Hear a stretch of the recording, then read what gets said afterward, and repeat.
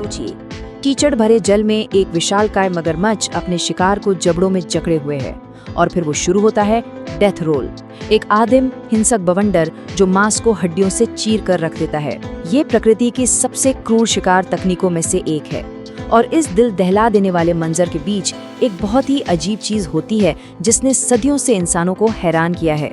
उस जानवर की आंखों से आंसू बहते हैं। ये कोई मिथक नहीं है, ये सच है।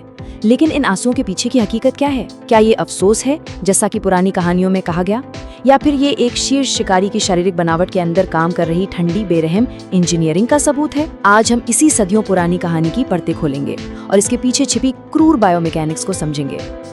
देखिए, डेथ रोल कोई मामूली हमला नहीं है। ये हाई टॉक बायोमैकेनिक्स का एक जीता जागता हैरत अंगेज नमूना है। मगरमच्छ अपने शिकार को जबड़ों में फंसाकर अपने शक्तिशाली शरीर को एक झटके में मोड़ता है और अपनी ही धुरी पर बिजली की तेजी से घूम जाता है। घूमने की ये क्रिया इतनी जबरदस्त कतरनी शक्ति पैदा करती है कि बड़े से बड़े शिकार के भी टुकड़े टुकड़े हो जाते हैं। असल में ये एक ऐसी रणनीति है जो मगरमच्छ के जबड़ों की एक कमी को पूरा करती है, क्योंकि वो चबा नहीं सकते। ये है शुद्ध आदिम शक्ति जिसे लाखों सालों के विकास ने तराशा है। और ये क्रिया इतनी हिंसक है कि जानवर की खोपड़ी पर जबरदस्त तनाव डालती है, एक ऐसी ताकत जिसे संभालने के लिए एक खास शारीरिक बनावट की जरूरत होती है। अब आते हैं उस दिलचस्प बात पर जो इस स्लाइड पर है।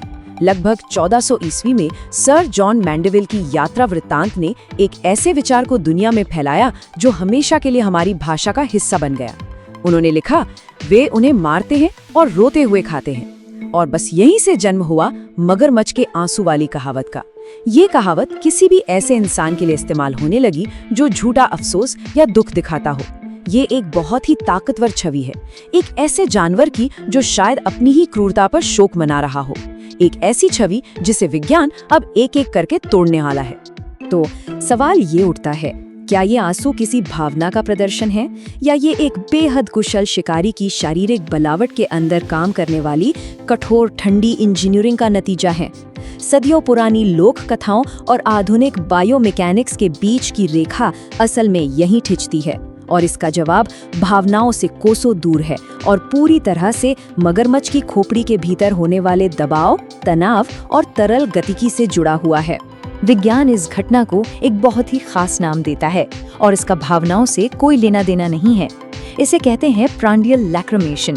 प्रांडियल का मतलब है भोजन से संबंधित और लैक्रिमेशन का मतलब है आंसू का निकलना। ये शब्द ही अपने आप में मिथक को तुरंत खारिज कर देता है। ये एक अनैच्छिक यानी बिना इच्छा के होने वाली पूरी तरह से यांत्रिक प्रक्रिया है जो खाने की क्रिया से शुरू होती है। इसमें कोई भावना, कोई अफसोस, कोई धोखा शामिल नहीं है। ये तो बस मगरमच्छ के शरीर का एक साइड इफेक्ट है जो उसके शक्तिशाली काटने के तरीके की वजह से होता है। तो ये यांत्रिक प्रक्रिया असल में काम कैसे करती है? इसके दो मुख्य भौतिक कारण हैं जो अक्सर एक साथ काम करते हैं। पहला है काटने के जोर से ग्रंथियों का दबना और दूसरा है सांस लेने से साइनस में बनने वाला दबाव। ये दोनों प्रक्रियाएं मगरमच्छ की खोपड़ी की अनोखी बनावट से सीधे तौर पर जुड़ी हैं और शिकार को खाने की हिंसक क्रिया के दौरान सक्रिय हो जाती हैं। चलिए इन दोनों को जरा करीब से देखते हैं। पहले कारण को समझने के लिए हमें मगरमच्छ के जबड़े को बंद करने वाली विशाल मांसपेशियों को देखना होगा। जब एक मगरमच्छ काटता है तो ये मांसपेशियां अविश्वसनीय बल से सिकुड़ती हैं। ये इतनी बड़ी और शक्तिशाली होती हैं कि खोपड़ी के अंदर काफी ज्यादा जगह घेर लेती हैं। काटने की क्रिया के दौरान ये मांसपेशियां फूलती और सूज जाती हैं, जिससे खोपड़ी के अंदर की सीमित जगह पूरी तरह से भर जाती है। और यहीं पर शारीरिक बनावट की भूमिका सबसे अहम हो जाती है। जबड़े की ये विशाल मांसपेशियां ठीक उन ग्रंथियों के बगल में होती हैं जो आंसू बनाती हैं। तो जब मगरमच्छ अपने जबड़े बंद करता है तो ये फूलती हुई मांसपेशियां उन ग्रंथियों को शारीरिक रूप से निचोड़ देती हैं, ठीक वैसे ही जैसे कोई गीले स्पंज को निचोड़ता है। ये यांत्रिक दबाव ग्रंथियों में जमा आंसू द्रव को बाहर धकेल देता है, जो फिर आंख की सतह पर बहने लगता है। ये कोई जटिल तंत्रिका संकेत नहीं है, बस एक सीधी सादी भौतिक क्रिया है। अब दूसरे कारण पर आते हैं जो सांस लेने से जुड़ा है। शिकार को मारने और चीर फाड़ करने की प्रक्रिया में जबरदस्त शारीरिक मेहनत लगती है। इसमें अक्सर जोर जोर से फुफकारना, हाँपना और सांस छोड़ना शामिल होता है। ये सिर्फ एक डरावनी आवाज नहीं है, ये श्वसन प्रणाली के माध्यम से उच्च दबाव वाली हवा की एक शक्तिशाली हरकत है। और ये हमें एक और भी खास शब्द की ओर ले जाता है, प्रांडियल लैक्रिमल एब्यूलिशन। एब्यूलिशन का मतलब होता है उबलना या बुलबुले उठना। ये उस झागदार या बुलबुलेदार आंसू का वर्णन करता है जो अक्सर मगरमच्छों में भोजन के दौरान देखा जाता है। ये बुलबुले इस बात का एक साफ संकेत है कि आंसू द्रव में हवा मिल रही है, जो हमें दूसरे यांत्रिक कारण की जड़ तक ले जाता है। होता ये है कि जब मगरमच्छ जोर से फुफकारता या हाँफता है तो उच्च दबाव वाली हवा फेफड़ों से गले के पिछले हिस्से में जाती है। मगरमच्छ की खोपड़ी में ये क्षेत्र आंसू वाहिनी से जुड़ा होता है। हवा का यह जोरदार दबाव आंसू द्रव और हवा को वाहिनी में उल्टी दिशा में धकेलता है, यानी आंख की ओर। जब ये हवा और द्रव का मिश्रण आंख की सतह पर पहुंचता है तो ये बुलबुले और झाग के रूप में दिखाई देता है, जिससे वो उबलते हुए आंसू बनते हैं।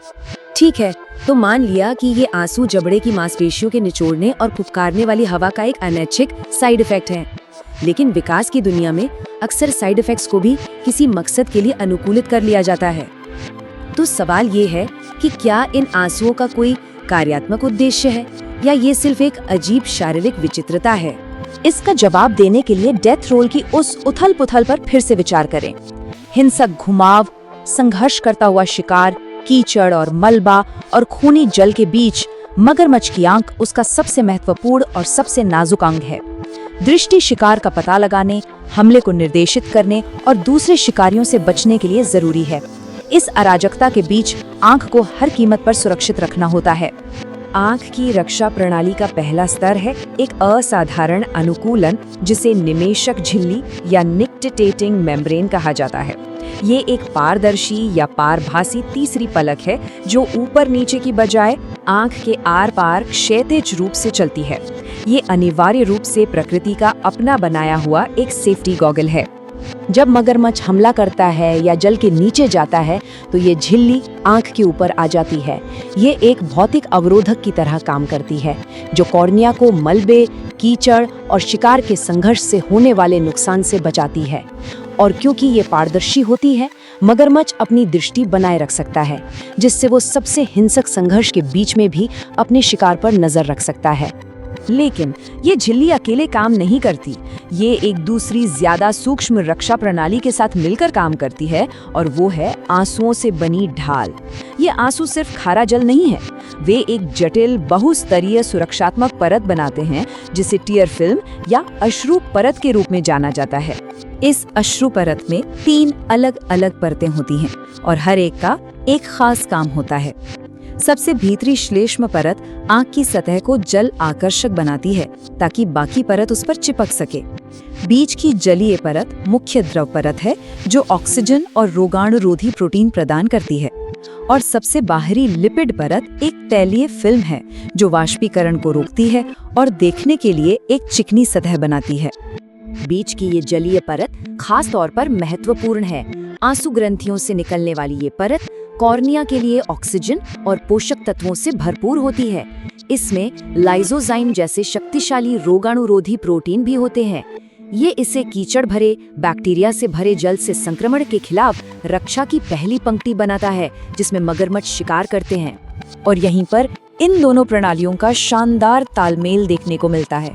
भोजन के दौरान आंसुओं का प्रचुर प्रवाह जो यांत्रिक दबावों से उत्पन्न होता है, इस सुरक्षात्मक अश्रु परत का एक निरंतर स्रोत प्रदान करता है। और निमेशक झिल्ली जब ये आंख के आर पार जाती है तो एक कार के वाइपर की तरह काम करती है जो कॉर्निया पर लगातार इस सुरक्षात्मक, रोगाणुरोधी और चिकनाई वाली परत की एक ताज़ा परत फैलाती रहती है। तो यहाँ हम मिथक और वास्तविकता की सीधी तुलना देखते हैं।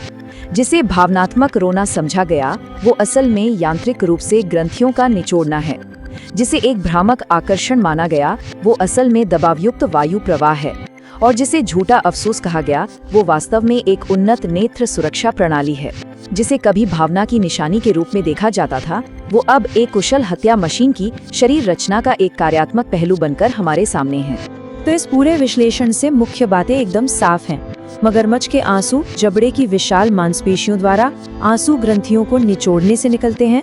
फुफकारने और हाँफने से हवा आंखों की नलिकाओं में जाती है, जिससे बुलबुले बनते हैं। और सबसे महत्वपूर्ण बात ये कि ये आंसू एक तीसरी पलक के साथ मिलकर एक एकीकृत ढाल बनाते हैं, जो हिंसक शिकार के दौरान आंख की रक्षा करती है।